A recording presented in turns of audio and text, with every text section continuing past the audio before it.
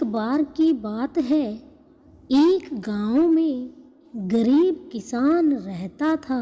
वह जंगल से लकड़ियां काटता और उन्हें बाजार में बेचकर उन पैसों से अपने परिवार को पालता था। एक बार वह लकड़ी काटने जंगल जा रहा था, पर उसे वहां पर एक भी सूखा पेड़ नहीं मिला। आज तो कोई भी सूखा पेड़ नहीं मिल रहा है। लगता है आज हरा पेड़ ही काटना पड़ेगा, नहीं तो खाली हाथ घर जाऊंगा और भूखे ही सोना पड़ेगा। यह पेड़ बहुत सही है, इसे ही काट लेता हूँ।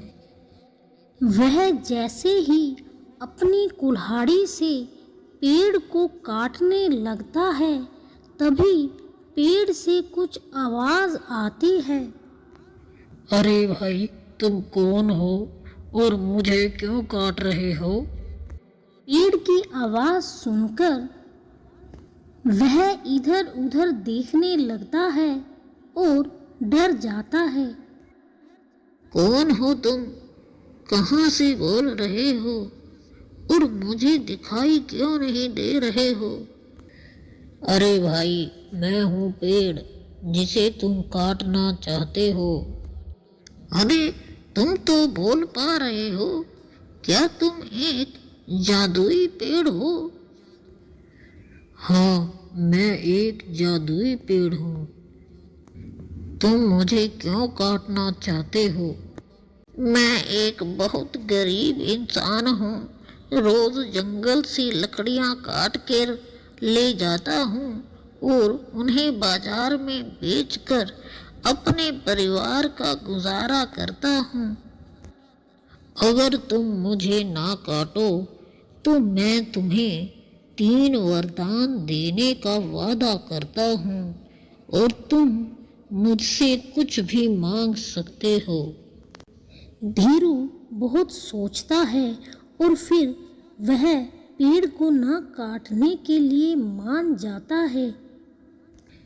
तुम्हें जो भी 3 वरदान मांगने हैं मांगो, मैं पूरा करूँगा। लेकिन याद रखना, जो भी तुम मांगोगे तुम्हारे पड़ोसी को उसका दुगना मिलेगा। ठीक है, मैं तैयार हूँ वरदान मांगने के लिए। ठीक है, तुम पहले अपना पहला वरदान मांगो। आप मुझे पहले वरदान में एक सुंदर सा घर दे दो। धीरू देखता है कि जैसे ही उसने वरदान मांगा, उसे एक सुंदर घर मिल गया।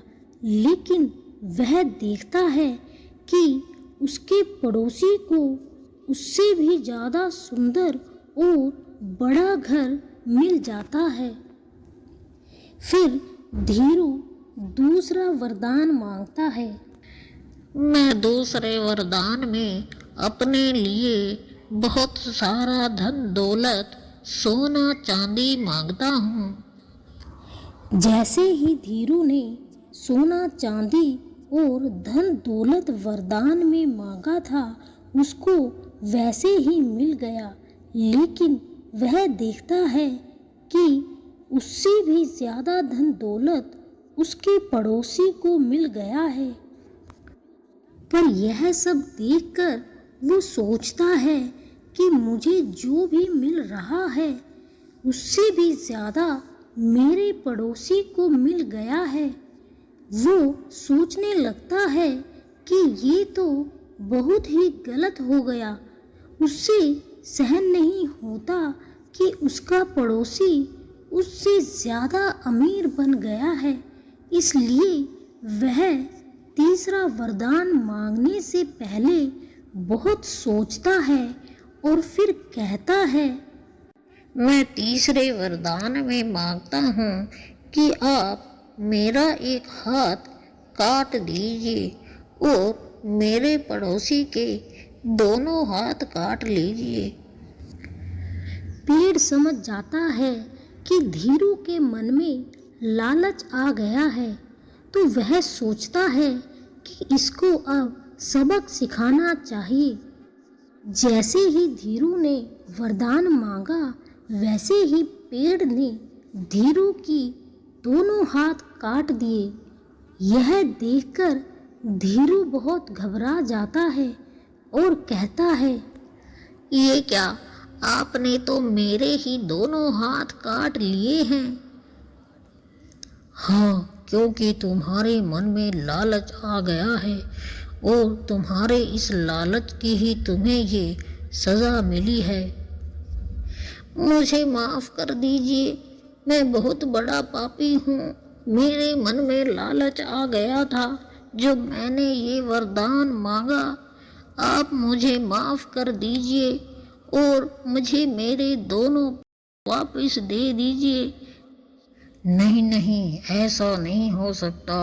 अगर तुम्हें तुम्हारे दोनों पैर वापस चाहिए तो तुम्हें अपने पहले के मांगे हुए दोनों वरदान वापस देने होंगे, तभी तुम्हारे पैर वापस आ सकते हैं।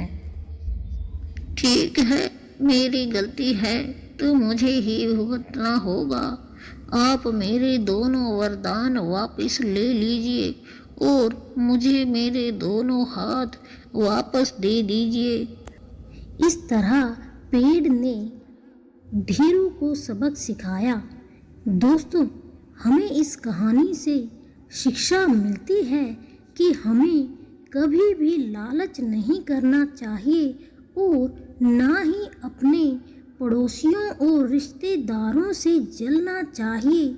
हमारे पास जितना है, हमें उतने में ही खुश रहना चाहिए।